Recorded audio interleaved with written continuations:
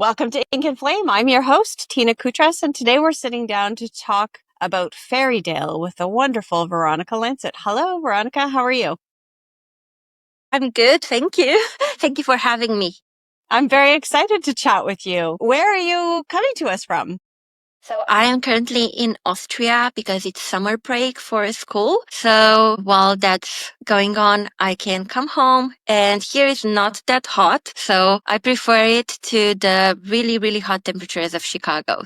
Okay. So you're from Chicago. I study in Chicago. So you could say that I spend most of the kind of like 9 months of the year in Chicago and then the summer in Austria. And so the family must be happy to have you home visiting.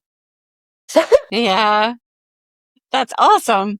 So without any further ado, we might as well get started talking about your wonderful book, Fairydale. You gave me a copy to read, and I've been devouring it, though I wasn't quite able to finish it. I'm very excited about this book. So let's tell everybody else about it, shall we? Let's do it.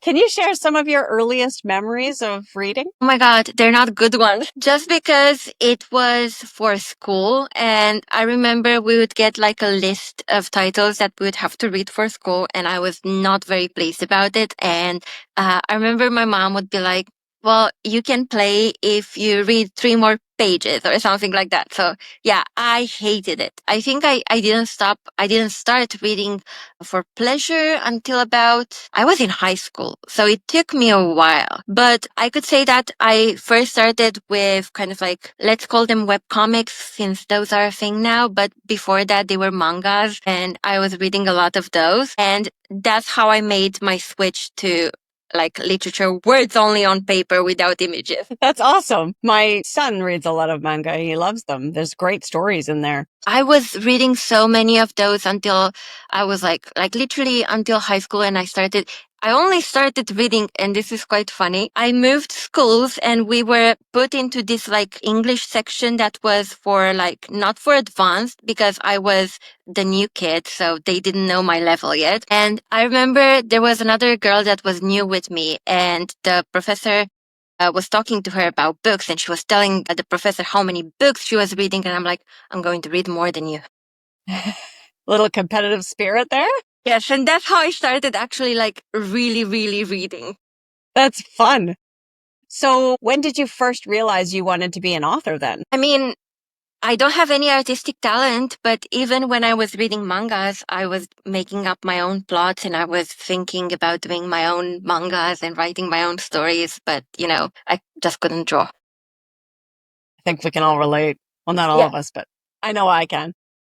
Had the ideas, like they were there. I had so many ideas, but I tried to make myself draw at some point, and I really, really tried to the point where I could do, some like basic characters, but yeah, that's not my skill. Right. And I started like writing more, I would say in high school. So the first year was reading a lot. I ended up reading like 200 something books that year, just because I was like, I'm going to read more than you. Wow. Yeah, I was like in 10th grade, so I was 16. And the next year, because I remember during classes, I would have my pencil case and my books, and I would have my phone hidden there, and I would literally write during class. So it's very interesting because I can see a little bit of a parallel because Fairydale's got some dark elements and manga are well known for those. Do you think Yes. maybe there's a correlation there? I think so. So, for example, one of my favorite authors, mangakas, that she's actually Korean. It's more so like a company that does things in this style, but it's called Hwang Miri. And she has a lot of really dark, bully type of, like, if you were to read some of it, it's very non-PC. Like, it would really scandalize audiences right now. But these are from like the early 2000s. So like kind of like incipient time for dark romance. But I remember some of them was really dark. Right. We'll get into that lots because it's Fairydale's basis. It's got some really dark stuff. I love it. Was there a specific moment for you that that inspired you to start to shift from reading to writing, like a full shift? Don't really remember exactly when it was. It just like I think I've always had and thought of stories. And after reading so many of them, I started like writing, and I was just writing on my phone. I was like literally 16. But I did write I think you could consider it a novel since it's like about like 40 to 50,000 words. So it would be like a really, really short book. But I did write one when I was 16. It's not going to see the light of the day, but yeah, that happened. And after that, I kept on having ideas and I would write them down. And I just like, I gathered so many ideas that I never ended up because I didn't have time after I got to college. I literally had no time for reading, for writing, for pleasure, for nothing like that. So I think what happened for me is that I couldn't write, but I still had the creative process. So I would just write summaries. And then COVID happened. So that's when I actually had time to sit down and write a book from the start to finish. And as I started writing more and more, I went back to all of those like summaries that I did in the past and I incorporated them into my like current works. Nice. Yeah, well, that explains it because I don't know um, if anybody can really relate that this book is huge. So it makes sense that it took place during COVID. That one, I wrote it in the summer of 2022. Okay. And I wrote it actually like that huge book. I wrote it in 1 month and a half. My God. I swear. I could not replicate that. I cannot do it again. I don't know what happened. It was like the story possessed me. 726 pages in a month and a half. Okay. That's definitely a milestone. So, were there any influences other than the manga or specific authors that really started to help create your style? I mean, my favorite one, and even now, it's Sherilyn Kenyon and Mm-hmm. her Dark Hunter series. Like that one for me is kind of like the is perfection, and also her other series that's kind of like science fiction. It's just like there's something about her writing and how she manages to like get really in depth with characters and especially with villains, how she manages to redeem villains that I think really, really left a mark on me and influenced my style so much because that's what kind of like whenever I have a bad guy in my books, well, not Fairydale, but in because if they're bad in Fairydale. But in other series, if they're like there's a bad character, you have the villain. I'm like, but why is he like that? And then I start thinking of a backstory, and then he becomes the focus for our next book. Very cool. I do absolutely love that tactic of ensuring that there's a backstory for the villain because otherwise it feels very hollow and the Cartoony. depth that yeah the depth that you go into in Fairydale with history is absolutely incredible. So we'll talk about that more. So let's talk a little bit about your actual writing process. Are you a meticulous planner or do you prefer to kind of let the story write itself and unfold on its own? I love it.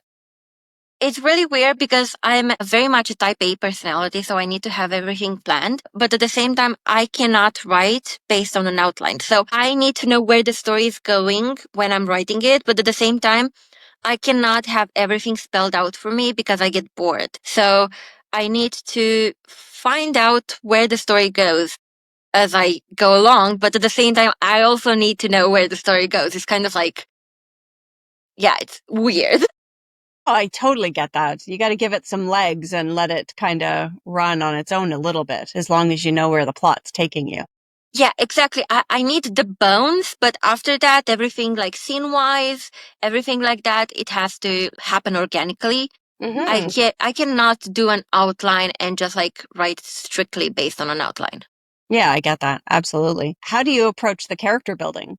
I wait for them to speak to me. As weird as that might sound, Oh, it's not weird. I hear it from almost every author I interview. Let's hear your voices. for me, what happens is that I sort of like before I sit down and write anything. It all happens in my brain, and I visualize and kind of like think of all of the scenarios, and I kind of like try to understand the characters. And only when I have sort of an understanding of like, okay, I can feel them as human and not just like as figments of my imagination, that's when I can actually sit down and write it.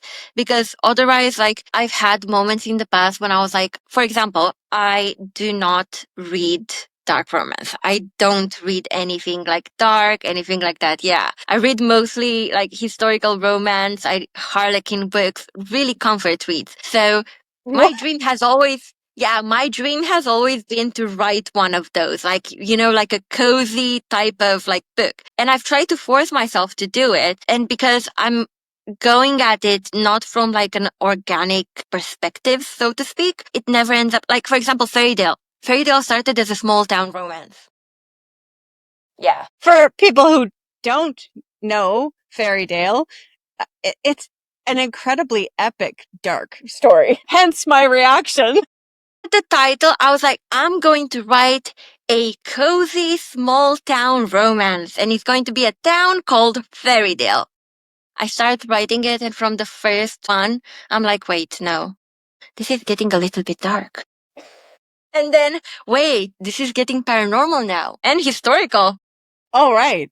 I think we're doing a really good job of selling this because people are going to be really curious about all of this, I think. So, do you draw any inspiration from real people when it comes to creating your characters, or are they purely organic and imaginary? No, purely imaginary.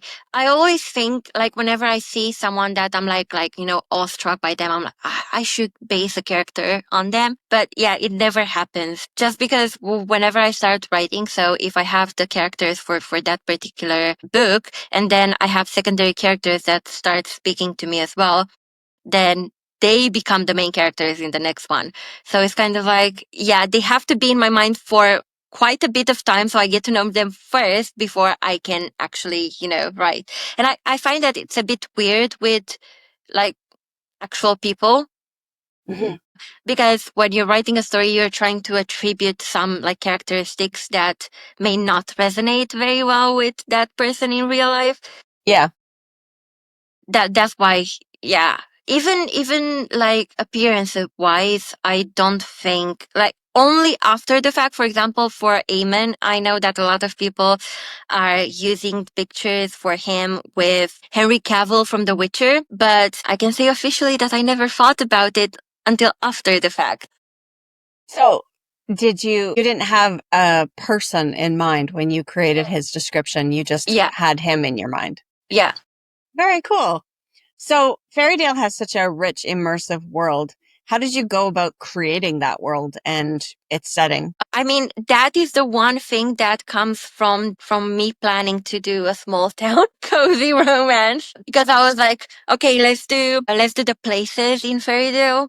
Let's do the people, the families that are the main families. So I had that all down because I was thinking kind of like, like a dynasty war or something like that, but in a small town setting. Well, it became that, but like not exactly a cozy setting. Not so cozy. So your books often explore morally complex characters. How did you balance making them relatable and yet so very flawed? I think at least for the characters that you would think that are really bad, I don't intentionally go into it thinking, oh, I'm going to categorically redeem them, because that would just like not be organic. It would feel forced. So what I usually do, I try to explain the circumstances, and then it's up to the reader to see if I forgive him or I don't forgive him. Because I feel like there are limits for everyone, what they can accept and they cannot accept. And if I give you the information, then you can do whatever you want with the information. Right. So there are some trigger warnings with this book. Yes. So you dove into a lot of complex triggers. Anything you want to tell us about those? I mean, which one should we go about first? So there is definitely a theme of darkness around certain characters without revealing too much information. So I feel like some of those triggers are intended to really help the reader dive into how dark some of those characters are. Was that kind of what you were going for? Yes, yes. Particularly there is one scene, and I don't know, should I spoil it and say that it's the fake SA scene? Should I? I'm not sure. I don't think spoiling it's a good idea, but we can definitely talk about the trigger and how you came about, how you mentally imagined it would move the plot forward, I guess. Okay, so for that scene, I will say this. I will say that a character in the book uses, let's say, an underhanded method to make the heroine think something bad about the hero. And I think that sort of shows what type of person the character is. Yeah. Without giving any spoilers, but also the fact that she is a very flawed character, but at the same time, she's not entirely bad. She But believes in her own, she has her own set of very exactly, rigid beliefs. Yeah. exactly, because she believes so blindly in what she's been taught, she doesn't see where she goes, where what's right and wrong anymore. She only sees what's right based on her like already presupposed opinion. Right. If you've been told a lie long enough, it becomes the truth for you, right? Yeah. Exactly. So in a way, I think it's meant to show the fanaticism and Mm. how they were so like not only her but everyone from let's say that group of characters. Yeah. Everyone from that group of characters are taught that this species is very bad and must be eradicated at all costs. So Exactly. they just like don't see any other way for it. Right. Yeah. It's got some complexities for certain. So we'll leave it at that. We don't want to spoil anything or, Hopefully I was not too oh no, it's great. it wasn't too complicated to understand. I think if you know what's coming for you and most trigger warnings provide enough warning, then, when you hit it in the book, if you've read the trigger warnings, then usually you're able to compartmentalize what's going on? So, what has your journey in the publishing world been like? This is going to be my 5th year Well, since publishing. Yeah, I published my first book in 2020, and that's actually when I wrote it as well. COVID, I was home from my master's and I was doing my dissertation, and at the same time, I was like so bored out of my mind. I did not want to do it anymore. So I started writing. I was like, okay, so if I write about organized crime, because my master's was in crime and forensic science. So I was thinking, if I write about organized crime, it's not as if I'm not doing anything, right? I'm still like tackling those subjects, even if it's in a fictional kind of like way, but I'm not being lazy. I think to some degree, that's kind of like the perfect way to show that you've truly grasped a concept, as if you can take the theory and principles and turn it into a fictional world that people totally understand and make it believable. You've done it. Exactly. So after I wrote the book, I can say that I had no idea about publishing. I was just like, okay, I have a book. I'm just going to throw it out into the world and see what happens. And slowly I started learning about like all of the complexities or where people hang out, where readers, where authors hang out, because I had no idea about any of that.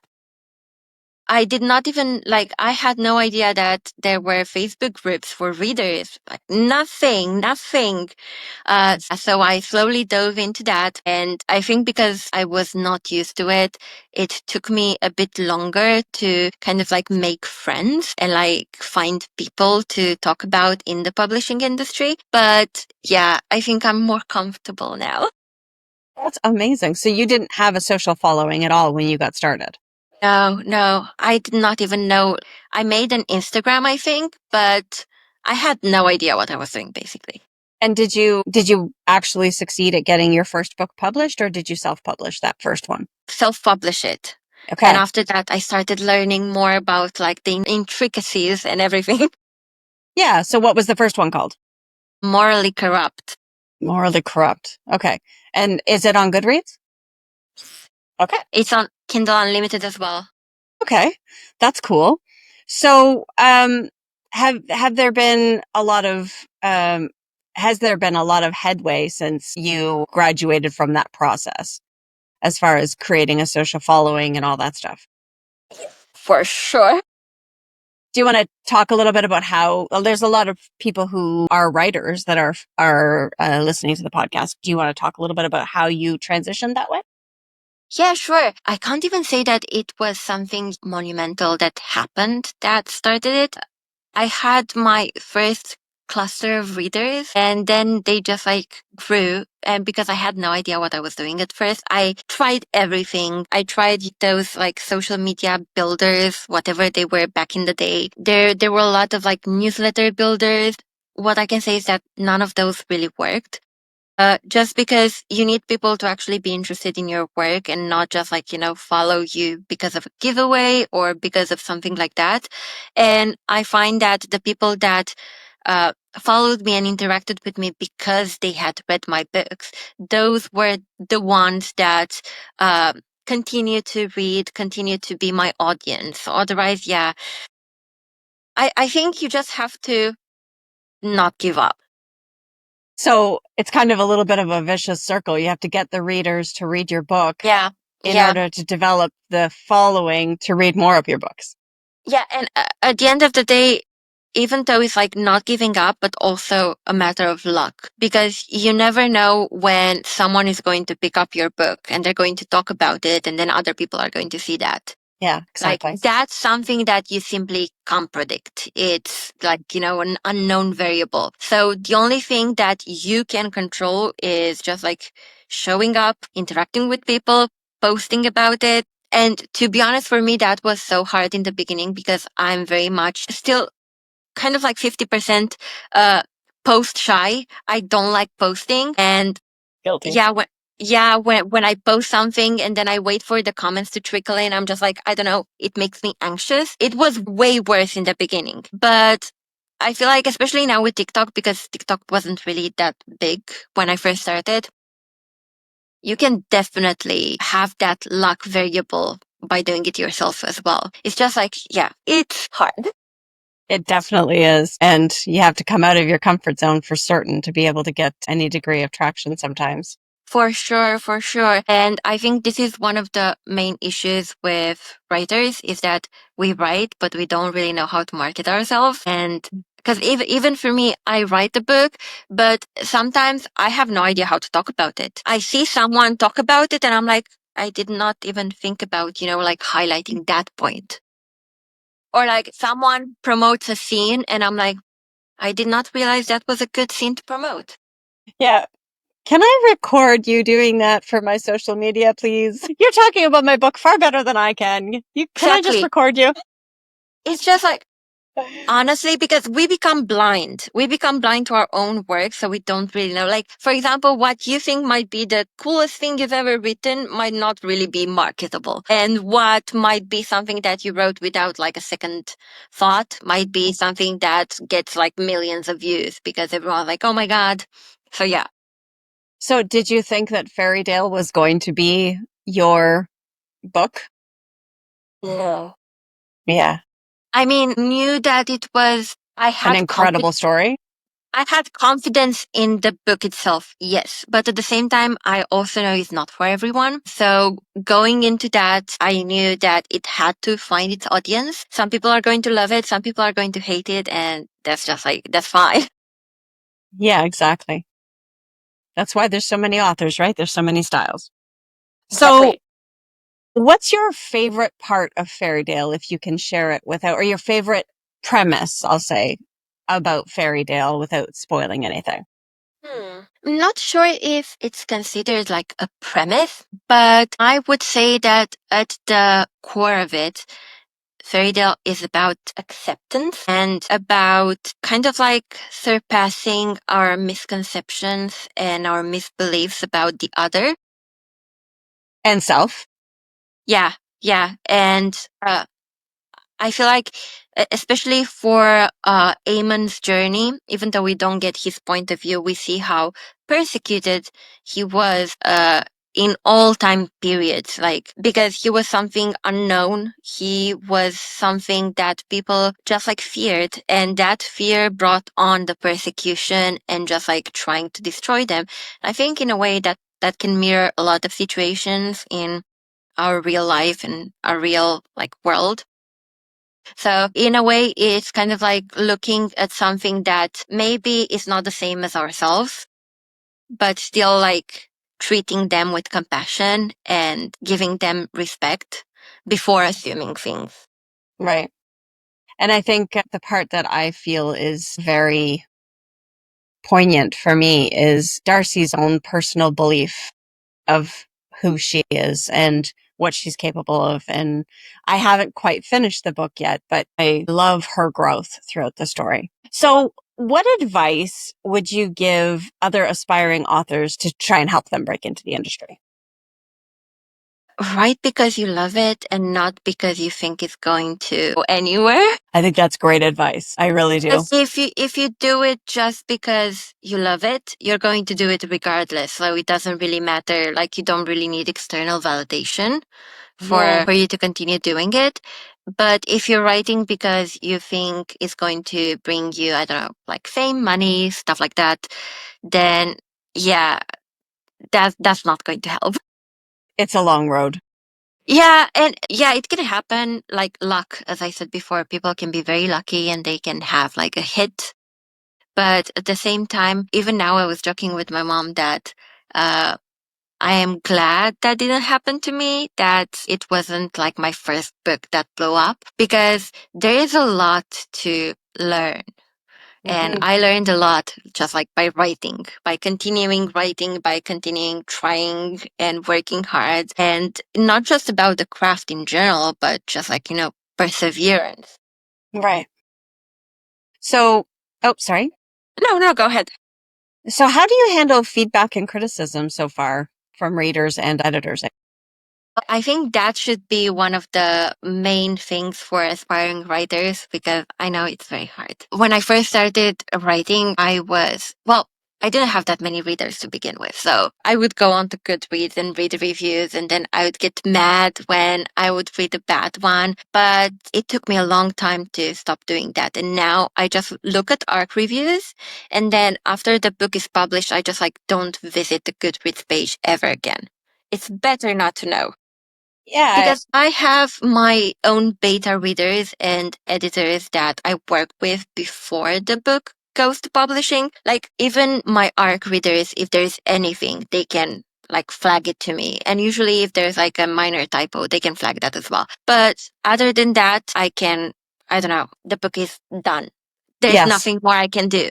And one thing that I like, language I can polish, but the story is where I don't want to change it. Like, for example, my first series with Morally Corrupt and the other books in the series, I re-released them because when I first released them, they weren't edited properly. I mean, I had no idea what I was doing, right? They weren't formatted properly. There was a lot of things that were just like not great. Like, it was readable. Yes. Was it the best? No. So what I did, I took them out and I just like repolished them, gave them a new edit and republished them. But yeah, when it comes to the story, I did not even like, 'cause I know everyone has like their own expectations going into a story and their own kind of like, oh, I wish that was better. I wish that was better, but you just can't please anyone. So when it comes to story, I just like, that's the story. I'm not going to change it.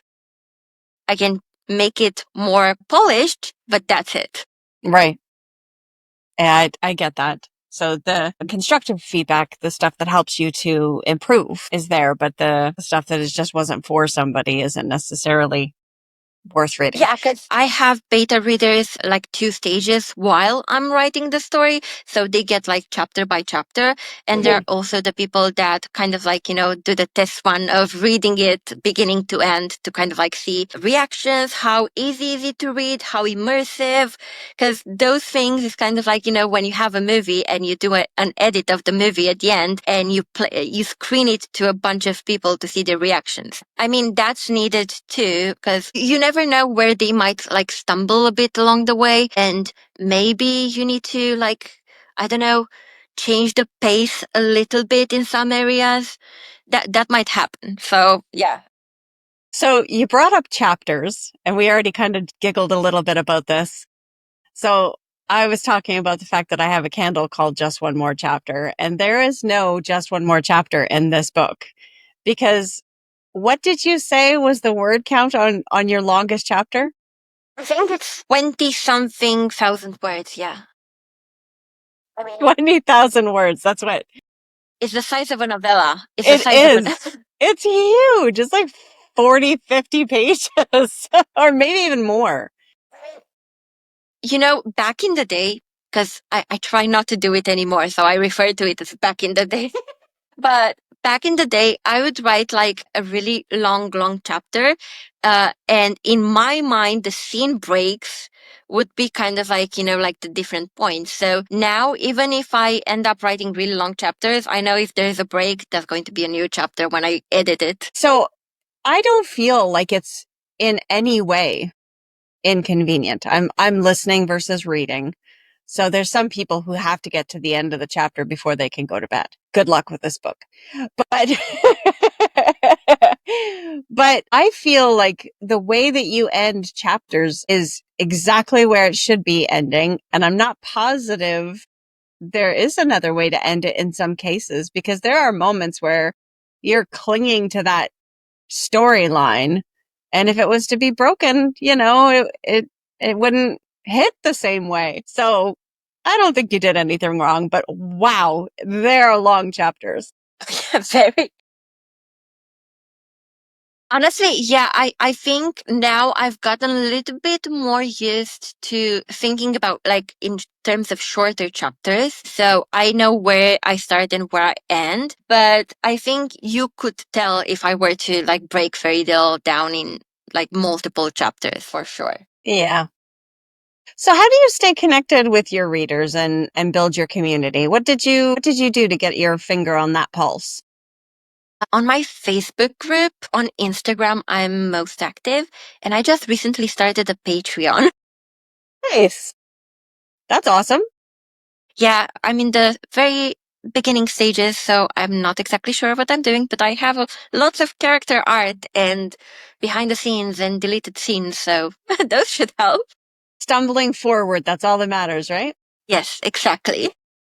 So do you have different artists that work with you to create your art or Honestly, my feed like on Instagram and on Threads is mostly like artists. And whenever I see like a style that I really like, I immediately go to their commissions and hope they're open so I can like grab a spot. that's I have. amazing. I think I'm currently working with like 4 or 5 artists that are in the works of doing some art for different books because I have a new release in December, so I'm doing art for that. And also I'm writing a new book, so I need art for that too. That's awesome. So are there any hidden themes or messages in Fairydale that you hope readers pick up on? The concept of otherness. Okay. Uh, Yeah, I studied a lot of about the other from an anthropological perspective and also kind of like biological perspective. I did my undergrad in evolutionary biology, so it's kind of Wow. like my area of expertise. And I found one of the most interesting parts was like with Neanderthals and Homo sapiens, since we do know that Neanderthals and Homo sapiens actually mated and we do have Neanderthal DNA. But there is always this type of like discussion about like, the other Neanderthals as the other and othering them because they've been sort of from the discovery of the first Neanderthal skull in the 19th century. They've been kind of like, oh, this like other type of human, Hmm. Uh, I don't know, studying and like reading about how like all of the research on Neanderthals and more of it from a cultural perspective, and even though it's like very hard to do that because we're talking about like Neanderthals were last seen in Europe like 30,000 years ago. So Right. it's a very long time. Yeah. But you can't help but think about, like two species of humans coexisting at the same time. And also a third one in like the steppes of Russia, the Denisovans, and how they perceived each other. And I think that kind of like has shaped a lot of my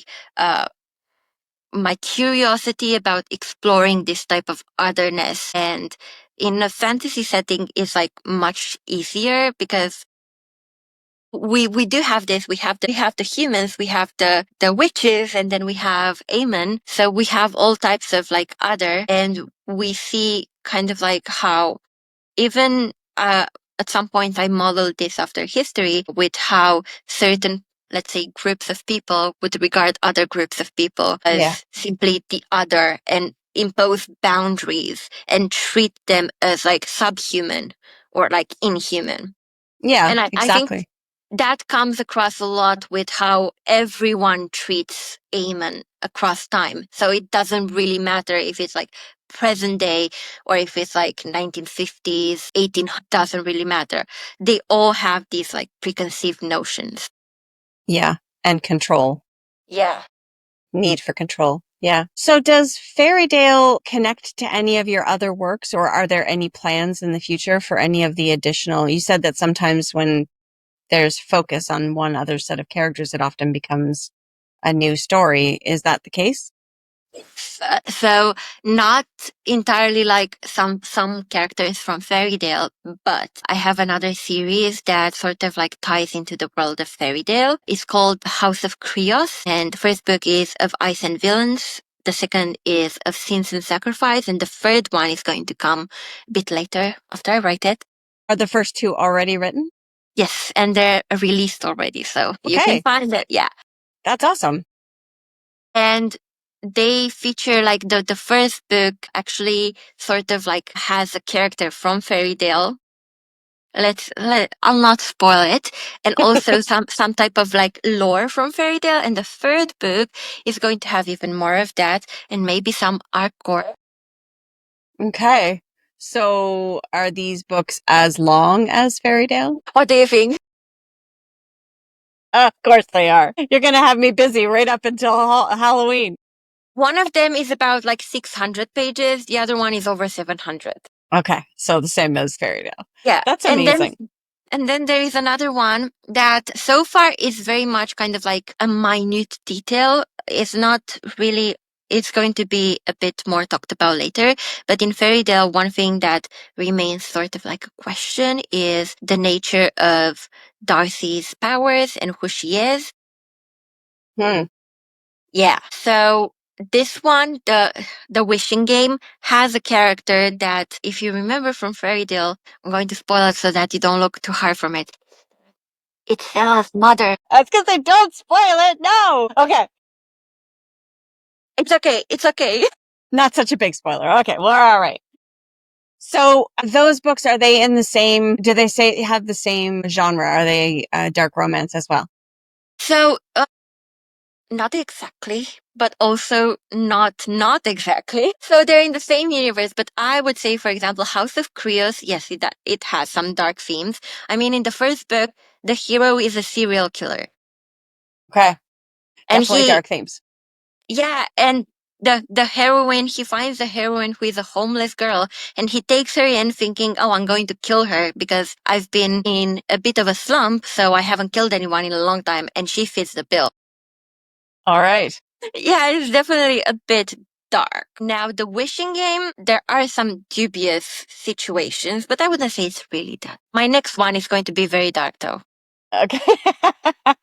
So I'm a little nervous because you said Fairydale was supposed to be cozy. So if you're aiming for dark. No, I did not aim for dark. I did Okay. not. Okay. I aimed for a sports romance and it turned out dark again. So there are some different points of view in this book spanning over multiple timelines, going back to Fairydale. How did you work through that process? Because that's a bit of a challenge to make certain that you have everything aligned as far as making sure that okay, let me go back.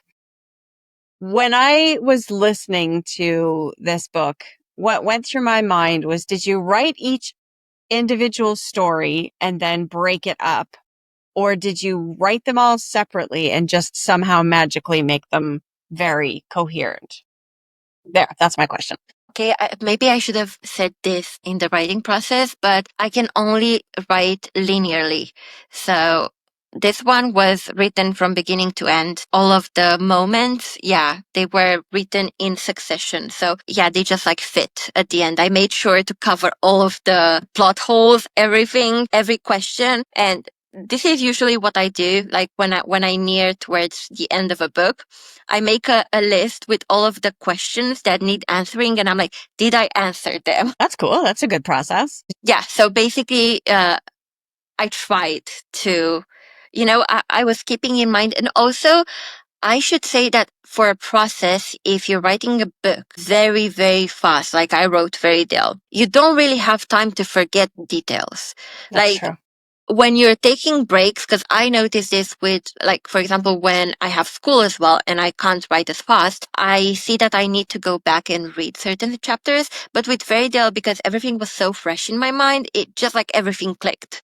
Yeah, that makes sense. So I used to do, and I'm starting to again, what I call the rapid fire questions, where I just ask you a bunch of questions really fast. So what's the last book you read and loved? My God, that's a really, really hard question because I have not read in quite a bit. It's hard to read at the same time as being a writer. I can definitely relate to that. I mean, let me look on my Kindle to see if, because I am telling you, I have not read in quite a bit of time. Let's see. Oh yeah, look, it is The Horde King of Shadow by Zoe Draven. Okay. Also dark romance? I haven't heard of that one. Oh, you should check out Zoe Draven. I love her. Her books are so good. They're kind of like a mix of sci-fi and fantasy, Okay. but with I like wrote it also down. males. And her prose is just like so good. It's kind of like, very smooth. I love it. Yeah. Cool. What was some of your favorite spooky reads? Do you have a favorite spooky read? There is one author actually. I've been reading her for like over a decade, and I remember her name is Simone St. James. Okay. And trust me when I say that her stories are actually very scary because I was reading on my phone at night with my flashlight on. It's scary, but it's so good you can't stop. Yeah. So are you coffee or tea? But at the same time, I'm also a little bit sensitive to caffeine. I love to drink it, but I have to drink it in moderation. I do love a decaf. Mm-hmm. And for tea, always herbal tea. Okay. Favorite writing spot? Anywhere actually, as long as I know that I'm going to be undisturbed for like, I don't know, the next days. So you mentioned that you took notes on paper and on your phone. You said you wrote your book a little bit on your phone. Yeah, yeah. That's wild. So you use paper and phone or just phone? Recently I've been doing dictation as well, so I have a dictation device, and sometimes I do dictation, sometimes I do on the phone. It's actually very helpful for me whenever I feel like I cannot really write, or like it's not exactly a writer's block, but I find that changing the medium of what I write on, that's why sometimes, for example, there's this software that's called Vellum that's for formatting books, but you can also write in it. And recently I've been writing in it just because, I don't know, it's helped me write more. Yeah. Sometimes I write in Word, sometimes I write just like in the Notes app. So Okay. sometimes I just need to change it up whenever I see myself kind of like stalling. Well, if you write as fast as you do, then I don't imagine you stall for very long. I mean, I wish I still did because that is a bit of an outlier. To be Okay. honest, with school, it's really hard to write that much anymore. Okay. I wish I could though. What's your favorite part of being an author? Everything minus marketing. There you go. I love the writing. I love when people read the books and then we can discuss, and when I see people discuss their own theories. And yeah, that's super cool. But yeah, marketing, if only I had like, like a magic wand that would give me everything I needed to know. I get that. I'm fortunate I have my husband, but he's really good at researching stuff. So what's your favorite character to write? And by favorite character, I mean style of character, the type of person that character is. Archetype, I guess. For the hero, I always like the I hate everyone but you. Or like, the brooding, tortured kind of like grump that is only nice to the heroine. Like he's obsessed only with her, but he literally cannot stand anyone else. That definitely comes across in Fairydale. So where can listeners find you and stay updated on your latest projects? You mentioned that you've got a Pantheon now. So how do people find that? So it's Patreon/Veronica Lancet. And then on Instagram, it's at author Veronica Lancet. And then on Facebook, it's VL's Moral Dilemma. That's the Okay. Facebook group. Okay. I said Pantheon because I was writing my book earlier and updating my Pantheon. So I meant Patreon. Oh, well, we're allowed to make mistakes. That would be a better word. Yeah. Honestly. And we talked about some of the books in between Fairydale and now, but are you currently working on anything? Yes, I'm trying to do more standalones Okay. because I have like 3 series that I started, and one of them is 2 books out, one more to go, which is coming soon, and I can't wait to have a series finished. Awesome. And then I have 2 more that only have 1 book out, so those will take some time. But I have a standalone that's coming this December. It's going to be another really thick one. Yeah, another over 700 pages one. It's going to be a dark academia gothic romance, paranormal cool. romance, standalone finally. And I'm writing another standalone right now, which is going to be kind of like more of an old school fantasy romance. The ones kind of like that I grew up reading. Mm-hmm. For example, the type of like Sherilyn Kenyon and Cressley Cole, that type. Okay. That's very interesting. So have you ever had an interaction that stands out in your mind with one of your fans? At my first signing, when I got some like really handmade notes from like readers, and honestly, it's just like, there are some readers that I talk with constantly, and I remember that have been there from like day one, and I remember their names and everything, and that's always nice. That is nice. It's Yeah. amazing. The people that really get into your soul of the stories is amazing. I know. And the ones that always show up and always comment, and I really appreciate it. Awesome. Well, Veronica, thank you so much for sitting down and talking with me today. I really enjoyed the book so far, and I'm sad that I wasn't able to finish it before the interview, but it's huge. So I hope that a lot of people kind of jump on this and get the opportunity to read this very cool romance and enjoy it as much as I have. So thank you again for sitting down with me tonight. Thank you.